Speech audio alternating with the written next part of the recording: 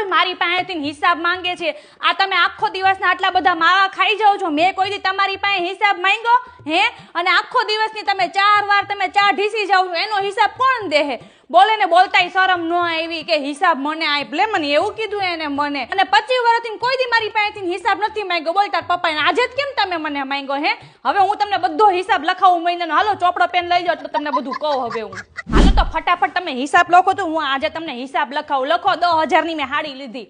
ઈ તો સેલ હતો ને તે મેં લઈ લીધી. પછી દિવાળી ઉપર તો છે ને કાંઈ સેલ બેલ ન હોય, આ લોકો રેગ્યુલર ભાવમાં જ પછી હાડીઓ વેચે, એટલે હું લઈ આવી મારી હાડી 10,000 ની. અને 5,000 રૂપિયા મારી બેન આવી હતી આ મહિને, તો મેં જમણવારમાં નાખી દીધા. મારી બેન વર્ષે એક વાર આવે તોય તમને ખટકતી હોય મારી બેન.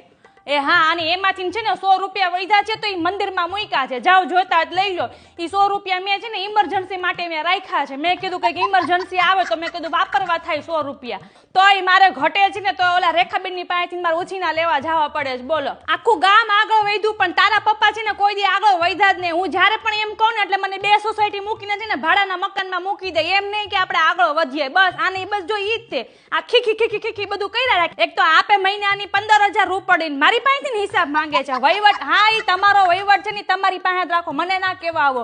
હવે આવતા મહિને તમને છે ને 1-1 રૂપિયાનો તમને હિસાબ આપું. જોવો ને તમે હિસાબ વાળા તેમાં.